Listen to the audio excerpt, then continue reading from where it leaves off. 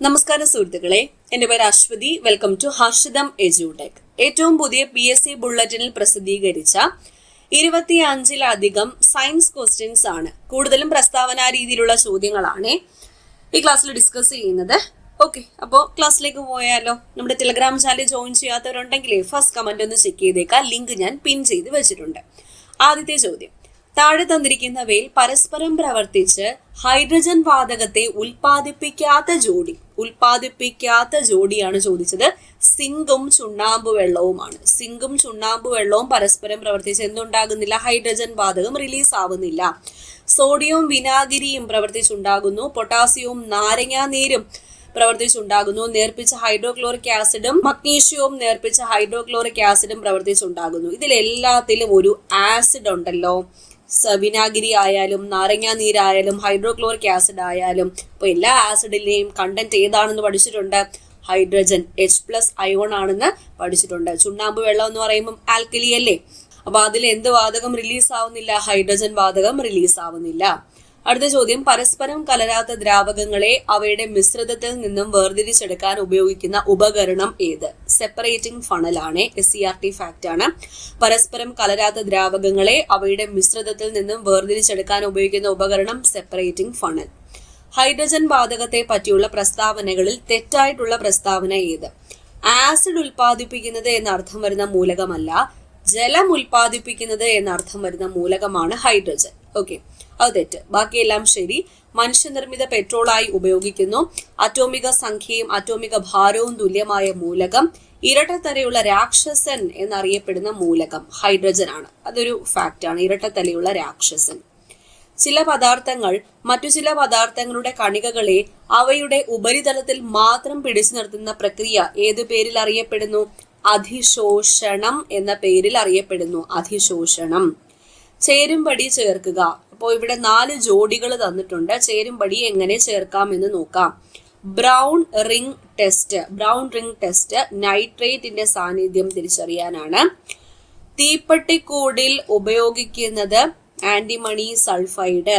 Catalytic converter ഏതാ? Palladium ആണ്. ചന്ദ്രന്റെ പേരിൽ അറിയപ്പെടുന്ന മൂലകം സെലീനിയം. ഇങ്ങനെയാണ് കറക്റ്റ് ആയിട്ട് യോജിപ്പിക്കുന്നത്.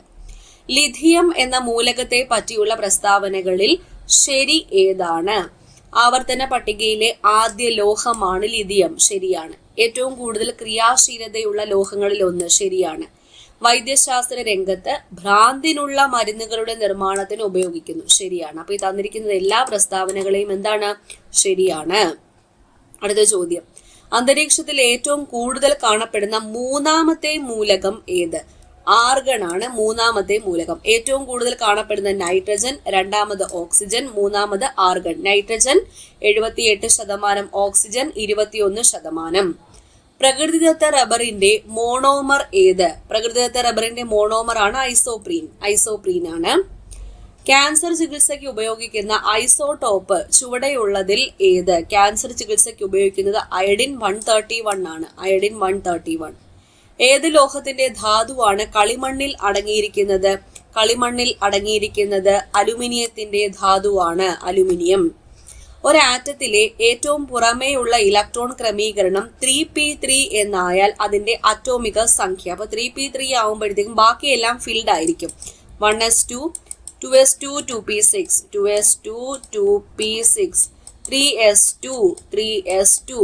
ഓക്കെ, ബാക്കിയാണ് 3p3. അപ്പൊ എത്രയാണ് ഇതിന്റെ അറ്റോമിക നമ്പർ?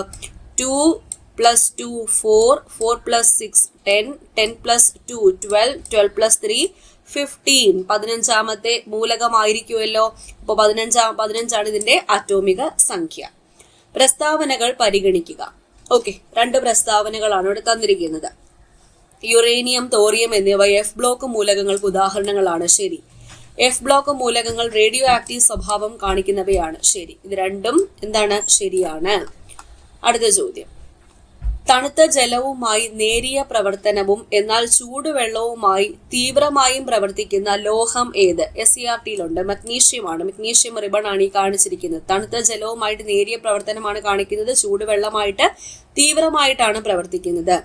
പ്രസ്താവനകൾ പരിഗണിക്കുക. ഇവിടെ 3 പ്രസ്താവനകൾ തന്നിട്ടുണ്ട്. സോഡിയം ക്ലോറൈഡിന്റെ ജലീയ ലായനിയെ വൈദ്യുതി വിശ്ലേഷണം ചെയ്യുമ്പോൾ കാഥോഡിൽ ഹൈഡ്രജനും ആനോഡിൽ ക്ലോറിനും ലഭിക്കും. ശരി. ഉരുകിയ സോഡിയം ക്ലോറൈഡിനെ വൈദ്യുതി വിശ്ലേഷണം നടത്തിയാൽ കാഥോഡിൽ സോഡിയവും ആനോഡിൽ ക്ലോറിനും ലഭിക്കും. ശരി. വൈദ്യുത വിശ്ലേഷണം ഉപയോഗപ്പെടുത്തുന്ന സന്ദർഭങ്ങൾക്ക് ഉദാഹരണങ്ങളാണ് വൈദ്യുത ലേപനം, ലോഹ നിർമ്മാണം എന്നിവ. അപ്പൊ ഈ തന്നിരിക്കുന്നതെല്ലാം ശരിയാണ്. അടുത്ത ഫിസിക്സ് ചോദ്യങ്ങളാണ്. ചുവടെ കൊടുത്തിരിക്കുന്ന പ്രസ്താവനകളിൽ ശരിയല്ലാത്തത് ഏത്? അടുത്ത ചോദ്യം, ചുവടെ കൊടുത്തിരിക്കുന്ന പ്രസ്താവനകളിൽ ശരിയല്ലാത്തത് ഏത്? ഇവിടെ ഒന്നാമത്തെ പ്രസ്താവനയാണ് ശരിയല്ലാത്തത്, ബാക്കി രണ്ടും ശരിയാണ്. പ്രൈമറി സെൽ എന്താണ്, സെക്കൻഡറി സെൽ എന്താണ്? പ്രൈമറി സെൽ എന്നാൽ കുറച്ചു കാലം ഉപയോഗിച്ചു കഴിഞ്ഞാൽ വീണ്ടും ഉപയോഗിക്കാൻ പറ്റത്തില്ല, ശരിയാണ്. സെക്കൻഡറി സെൽ എന്നാൽ റീചാർജ് ചെയ്ത് വീണ്ടും ഉപയോഗിക്കാം, ഇത് രണ്ടും ശരിയാണ്. അടുത്തത് 1.5 വോൾട്ട് EMF വീതമുള്ള 3 സെല്ലുകൾ സമാന്തര രീതിയിൽ ഘടിപ്പിച്ചിരിക്കുന്നു. ഈ സർക്യൂട്ടിലെ ആകെ EMF എത്രയാണ്? 1.5 വോൾട്ട് തന്നെയാണ്. ഇൻസുലേറ്ററുകൾ വൈദ്യുതിയെ കടത്തിവിടാത്തതിന് കാരണമെന്ത്? സ്വതന്ത്ര ഇലക്ട്രോണുകളുടെ കുറവ് മൂലമാണ് ഇൻസുലേറ്ററുകൾ വൈദ്യുതിയെ കടത്തിവിടാത്തത്. കുചാലകങ്ങൾ എന്ന് പറയും. ഒരു ചാലകത്തിലൂടെ വൈദ്യുത പ്രവാഹം ഉണ്ടാകുമ്പോൾ ചാലകത്തിലെ സ്വതന്ത്ര ഇലക്ട്രോണും ആറ്റങ്ങളും തമ്മിലുള്ള കൂട്ടിമുട്ടലാണ് പ്രതിരോധത്തിന് കാരണം. പ്രതിരോധം അഥവാ റെസിസ്റ്റൻസിന് കാരണം. ഒരു ചാലകത്തിന്റെ പ്രതിരോധത്തെ സ്വാധീനിക്കുന്ന ഘടകങ്ങളിൽ ഉൾപ്പെടാത്തത് ഇവയെല്ലാം ഉൾപ്പെടുന്നവയാണ്. ചാലകത്തിന്റെ സ്വഭാവം, ചാലകത്തിന്റെ വണ്ണം, നീളം. അപ്പൊ ഇവയൊന്നുമല്ല എന്നതാണ് ഉത്തരം. 2 ഓം വീതമുള്ള 10 പ്രതിരോധങ്ങൾ ശ്രേണീ രീതിയിൽ സീരീസ് ആയിട്ട് ഇങ്ങനെ കണക്ട് ചെയ്തേക്കാണ്. അപ്പോൾ ഇതില് ഇങ്ങനെ ബന്ധിപ്പിച്ച 2 ഓം വീതമുള്ള 10 പ്രതിരോധങ്ങളുണ്ട്. അങ്ങനെയാണെങ്കിൽ ഇഫക്റ്റീവ് റെസിസ്റ്റൻസ് എത്രയായിരിക്കും? 20 ഓം ആയിരിക്കും. അതെല്ലാം കൂടെ ആഡ് ചെയ്താൽ മതി. ചുവടെ കൊടുത്തിരിക്കുന്നവയിൽ രാസോർജത്തെ വൈദ്യുതോർജ്ജമാക്കുന്നത് ഡ്രൈ സെൽ ആണ്. ഡ്രൈ സെൽ ഒരു സർക്യൂട്ടിലെ ക്ലോസ്ഡ് സർക്യൂട്ട് ആണ്. വൈദ്യുത പ്രവാഹം ഉണ്ടാകണമെങ്കിൽ അതിന്റെ സെല്ലിന്റെ 2 ടെർമിനലുകൾ എന്തായിരിക്കണം? തമ്മിൽ ഒരു പൊട്ടൻഷ്യൽ വ്യത്യാസം ഉണ്ടെങ്കിൽ മാത്രമേ ആ ഒരു സർക്യൂട്ടിലെ വൈദ്യുത പ്രവാഹം ഉണ്ടാകത്തുള്ളൂ. അടുത്ത ചോദ്യം, ചേരുംപടി ചേർക്കാനാണ് തന്നിരിക്കുന്നത്. ഇവിടെ പൊട്ടൻഷ്യൽ വ്യത്യാസം W/Q ആണ്. പൊട്ടൻഷ്യൽ വ്യത്യാസം കണ്ടുപിടിക്കാനുള്ള ഇക്വേഷൻ. V/R ആണ്. കറണ്ട് കണ്ടുപിടിക്കാനുള്ള ഇക്വേഷൻ V/R ആണ്. പ്രതിരോധം റെസിസ്റ്റൻസ് കണ്ടുപിടിക്കാനുള്ള ഇക്വേഷൻ V/I ആണ്. ഇവിടെ കറണ്ടിന്റെ ഇക്വേഷൻ എന്താണ്? V/R ആണ്. V/R ഇവിടെ കൊടുത്തിട്ടില്ല, V/R ആണ്. ഓക്കെ. ചുവടെ കൊടുത്തിട്ടുള്ള പ്രസ്താവനകൾ ശ്രദ്ധിക്കുക.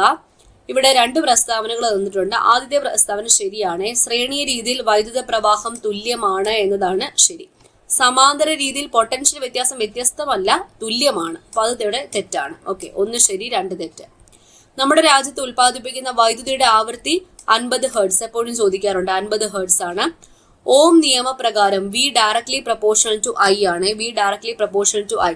ഓംസ് ലോ V = IR ആണ്. ഓംസ് ലോ പ്രകാരം V = IR. ഓക്കെ.